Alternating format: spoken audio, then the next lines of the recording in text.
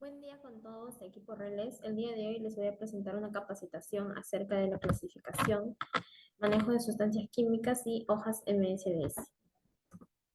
Bueno, para empezar con ello, voy a hablarles acerca de definiciones básicas como son qué es una sustancia química y qué es una sustancia química peligrosa. Una sustancia química es una clase de materia homogénea que tiene composición fija y definida, la cual por su naturaleza puede producir daños momentáneos o permanentes en la salud humana y medio ambiente. Ahora, ¿qué es una sustancia química peligrosa? Como se sabe, todo producto químico bajo condiciones específicas presenta algún riesgo para las personas y las instalaciones o medio ambiente, animales, etc. Sin embargo, existen un gran número de ellos que pueden ocasionar lesiones, accidentes y daños con gran facilidad, sin que se requiera de condiciones externas. Estos son los llamados productos químicos o sustancias químicas peligrosas y exigen una mayor atención. Acá vamos a mencionar los criterios que definen la peligrosidad de una sustancia. Entre ellos tenemos la inflamabilidad, la reactividad, la corrosividad, la toxicidad, la reactividad y la patogenicidad. Vamos a definir brevemente qué son cada uno de ellos. ¿Qué entendemos por inflamabilidad? Es la capacidad de una sustancia para iniciar la combustión provocada por una elevación de temperatura. Se transforma en combustión cuando se alcanza la temperatura de inflamación. Básicamente ese es su símbolo, ¿no? Ahora, ¿qué es la reactividad? Es el potencial que tienen algunas sustancias para reaccionar químicamente, liberando en forma violenta energía o compuestos nocivos, ya sea por combinación con otras sustancias, descomposición o detonación. Ahora, ¿qué es la corrosividad? ¿Qué entendemos por ello?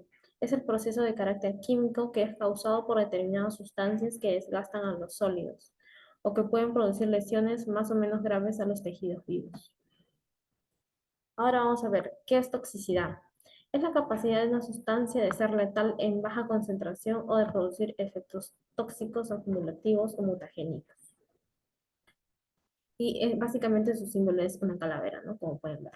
¿Qué es la radiactividad? Es un fenómeno físico-natural mediante el cual algunas sustancias, elementos y compuestos químicos emiten radiaciones electromagnéticas del tipo ionizante. Y por último, ¿qué entendemos por patogenicidad? Es la capacidad que tiene un organismo y o agente patógeno de producir enfermedades infecciosas en los seres humanos y animales susceptibles, ¿no? Como podemos ver, esos son los criterios básicos que definen la peligrosidad de una sustancia química. Ahora, vamos a ver cómo se clasifican estas sustancias peligrosas. Para su clasificación se han tomado en cuenta las características y o propiedades que tiene cada una de ellas. La Organización de las Naciones Unidas, conocidas como la ONU, los ha clasificado del siguiente modo, como pueden ver aquí, en 9 clases, que son las clase 1, explosivos, clase 2, los gases, clase 3, los líquidos inflamables, clase 4, sólidos inflamables, clase 5, sustancias comburentes y peróxidos orgánicos, la clase 6, lo que son materias tóxicas e infecciosas, la clase 7, materias radioactivas, la clase 8, materias corrosivas, y finalmente la clase 9, que son materias con peligros diversos. Más adelante vamos a definir cada uno de ellos. Aquí vamos a ver y empezar con lo que son la clase 1, los conocidos explosivos. Estas son sustancias sólidas o líquidas, o mezclas de ellas, que por sí mismas son capaces de reaccionar químicamente, produciendo gases a temperaturas, presiones y velocidades que pueden ocasionar graves daños en los alrededores. También incluye los objetos que contienen sustancias explosivas, y esta se subdivide en 6 clases, de acuerdo a la forma en cómo pueden explotar. Aquí pueden ver que esta clase 1 de explosivos se clasifican con el rombito naranja. Acá está su división, como ya les dije, tienen 6 subclases, donde están el riesgo de exposición en masa, que involucra casi toda la carga al explotar e impactan en el entorno. La división 2, que es el riesgo de proyección, que emite partículas hacia todas las direcciones cuando esta explota. El riesgo 3, que presenta un riesgo de incendio, que puede estar acompañado de proyección de partículas. En la división 4, de bajo riesgo, la explosión por lo general no se extiende más allá del recipiente. La división 5, que es el riesgo de explotación en masa, pero son altamente insensibles. Y la división 6, que son objetos insensibles que contienen sustancias detonantes sin riesgo de exposición y con una baja probabilidad de propagación. Ahora vemos lo que son la clase 2, los conocidos gases. Son sustancias que se encuentran totalmente en estado gaseoso a 20 grados centígrados y a una presión estándar de 101,3 kilopascal. Como vemos, su símbolo es un rombito color verde. Y como también tenemos conocimiento, existen gases que pueden ser comprimidos, gases licuados, criogénicos o en solución. Los gases comprimidos se encuentran totalmente en estado gaseoso al ser empacados o envasados a 20 grados centígrados. Un ejemplo de ello es el aire comprimido que muchos de ustedes conocen. Los gases licuados son aquellos que se encuentran parcialmente en estado líquido al ser empacados o envasados también a 20 grados, como es el GLP, el gas licuado de petróleo. Los gases criogénicos son aquellos que se encuentran parcialmente en estado líquido al ser empacados o envasados para el transporte a muy bajas temperaturas. Un ejemplo es el nitrógeno criogénico. Y los gases en solución que se encuentran disueltos en un líquido al ser empacados o envasados para el transporte, como puede ser el acetileno o la acetona. Acá también vemos que esta clase 2 de gases se subdivide en tres divisiones, que son división 2.1, gases inflamables, aquellos que pueden incendiarse fácilmente en el aire cuando se mezclan en proporciones inferiores iguales al 13% en volumen. Tenemos el gas propano y los aerosoles. La división 2.2, que son los gases no inflamables y no tóxicos, que simplemente pueden ser asfixiantes u oxidantes. Entre ellos tenemos el nitrógeno, el oxígeno. Y la división 2.3, que son los gases tóxicos que ocasionan peligros para la salud. Son tóxicos y corrosivos. Por ejemplo, el gas cloro y el amoníaco. Ahora pasamos a ver lo que son la clase 3, los líquidos inflamables representados por el rombito de color rojo. Los líquidos inflamables son líquidos o mezclas de ellos que pueden contener sólidos en suspensión o solución y que liberan vapores inflamables por debajo de 60 grados, que es su punto de inflamación. Por lo general son sustancias que se transportan a temperaturas superiores a su punto de inflamación o que siendo explosivas se estabilizan diluyéndolas o suspendiéndolas en agua u otro líquido, como tenemos por ejemplo la gasolina, el benceno, la nitroglicerina en alcohol, etc.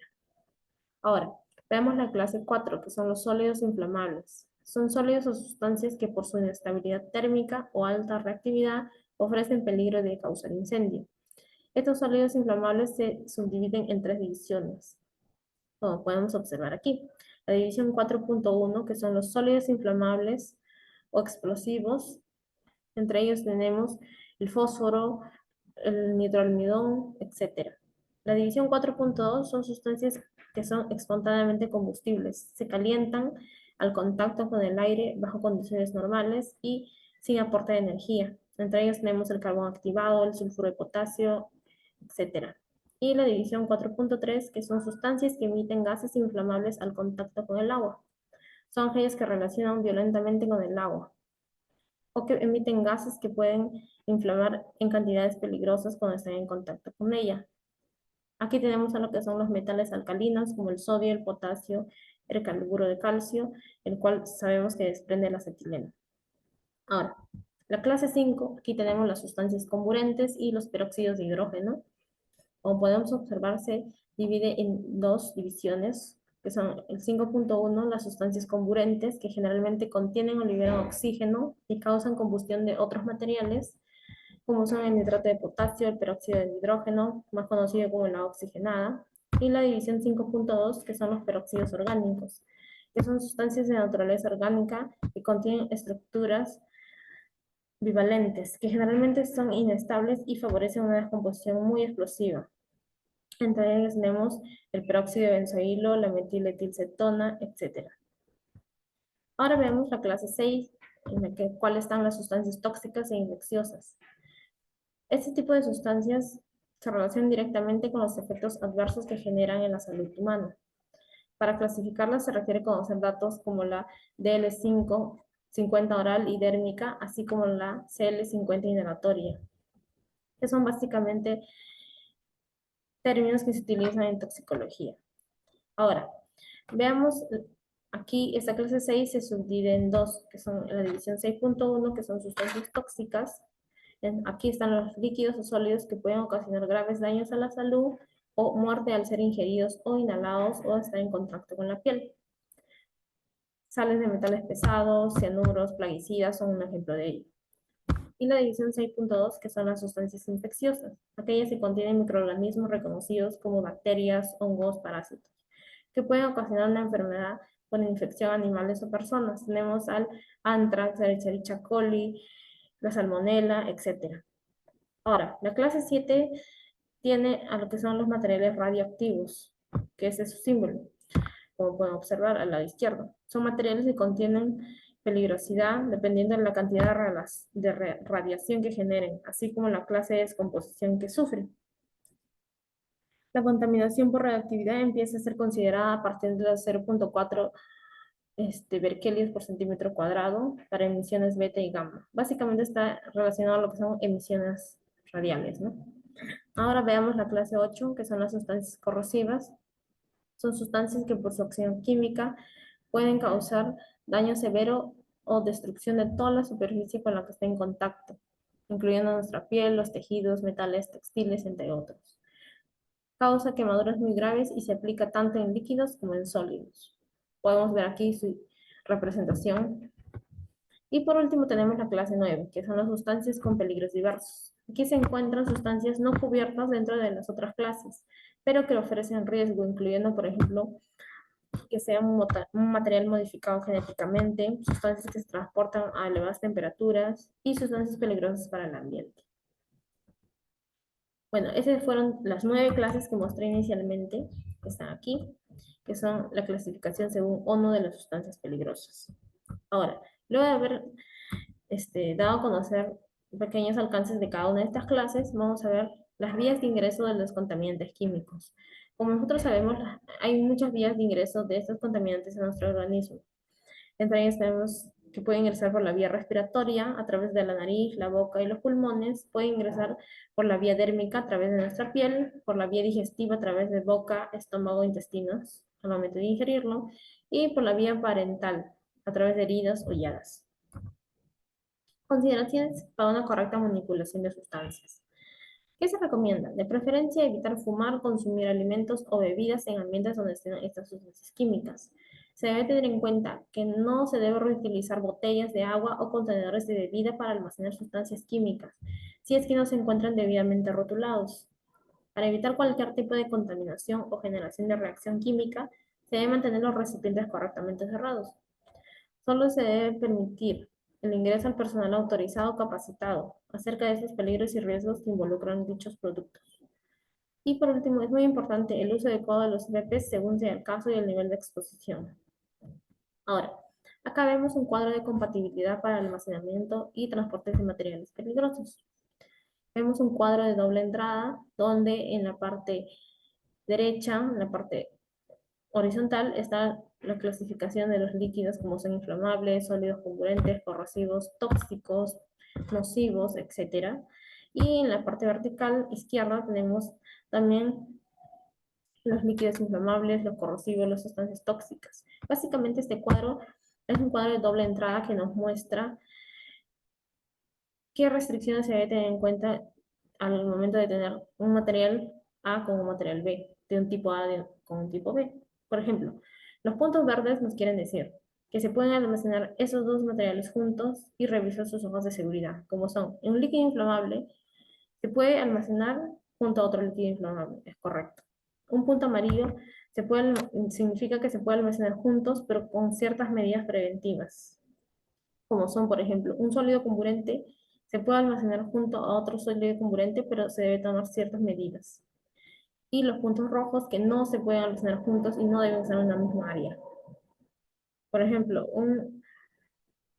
una sustancia nociva e irritante no puede estar con un sólido comburente. Puede ocurrir diversos daños o problemas. Por eso es que aquí está 3 colores que nos tipifican las condiciones que se debe tener en cuenta si tenemos materiales peligrosos. Ahora, vamos a hablar acerca de las hojas MSDS. ¿Qué son las hojas MSDS? Aquí en la presentación del lado izquierdo se puede ver la abreviatura MSDS. Y al lado derecho, una estructura básica de cómo es una hoja de datos de seguridad MSDS a nivel usuario. Comenzamos. ¿Qué significa MSDS?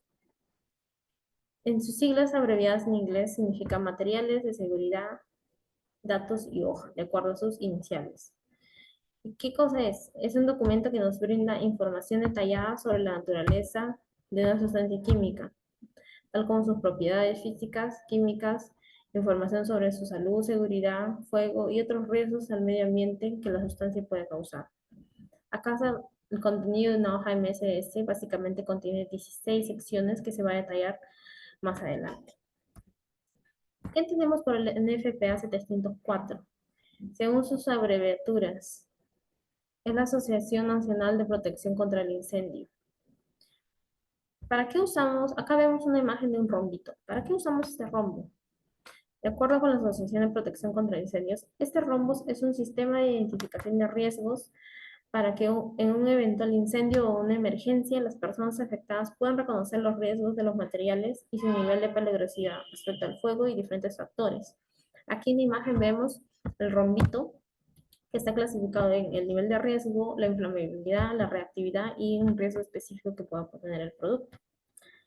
Vamos a detallar a continuación cómo se subdivide esta hoja de seguridad MSDS. Empezamos con la sección 1, que es la identificación del producto y proveedor.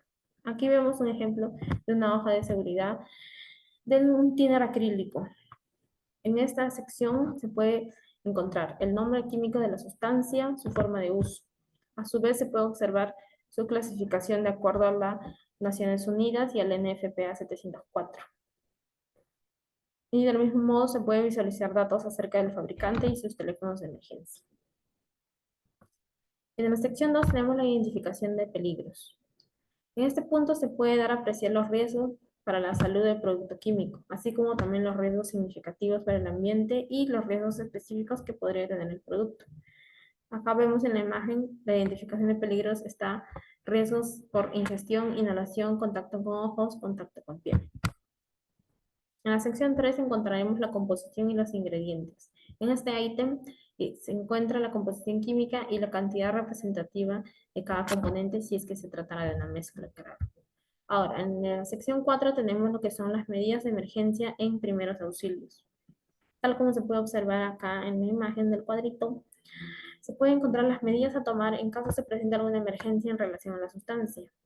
Describe el rápido actuar en caso de que alguna persona necesite primeros auxilios, ya sea por cualquier vía de contacto con la sustancia, ¿no? Ahora, en el ítem 5, sección 5, tenemos lo que son medidas en casos de incendio. Acá vamos a detallar las condiciones a tomar en caso de presentar un incendio. El uso de tipo de medio controlante de fuego, que son los extintores, como sabemos hay muchas clases de ellos.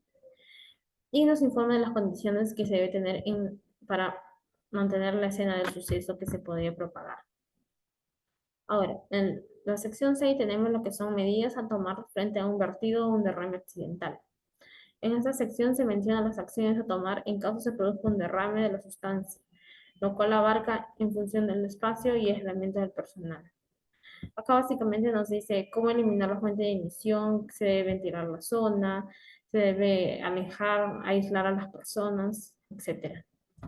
Ahora, en la sección 7 tenemos lo que es manejo y almacenamiento de la sustancia. Aquí vamos a encontrar las condiciones a las cuales se debe almacenar la sustancia, teniendo en cuenta las características físico-químicas del producto. En la sección 8 encontraremos lo que son los controles de exposición, básicamente los EPPs, equipos de protección personal. Acá nos detalla qué equipo de protección personal debemos usar frente a esas sustancias que estamos manipulando. En la sección 9 tenemos propiedades físicas y químicas. Acá nos da a conocer las propiedades físico-químicas de la sustancia, las cuales son de gran importancia para la seguridad industrial.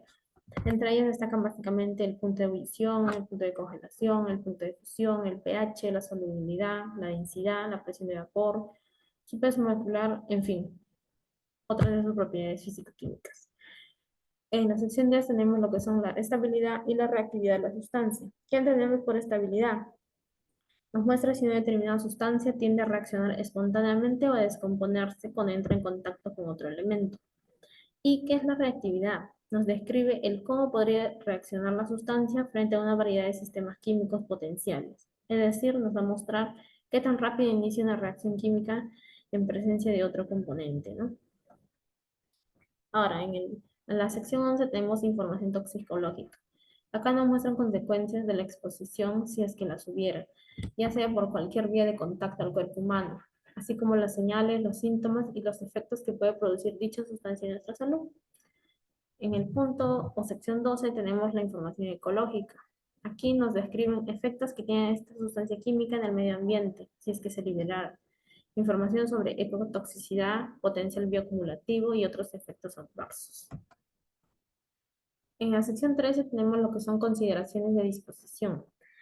Acá se describen las recomendaciones para cuando llegue el momento de desechar eventualmente la sustancia química. Las recomendaciones se delinearán con lo que son eliminaciones, efectos de eliminación en aguas residuales, precauciones para incineración, vertederos, propiedades químicas que puedan afectar a otras opciones de eliminación. En la sección 14 tenemos la información sobre el transporte. En esa sección nos brinda información de transporte que incluye etiquetas de envío. Estas etiquetas deben incluir los números de la ONU, nombres técnicos de envío adecuados, clase de peligro para el transporte, grupo de embalaje y otra precaución especial que se debe tomar en cuenta para el transporte de dicha sustancia. Y para finalizar, en la sección 15 tenemos información reglamentaria. A nivel mundial, la información reglamentaria relacionada con salud, seguridad, medio ambiente, que se va a actualizar continuamente a medida de que haya nuevas investigaciones.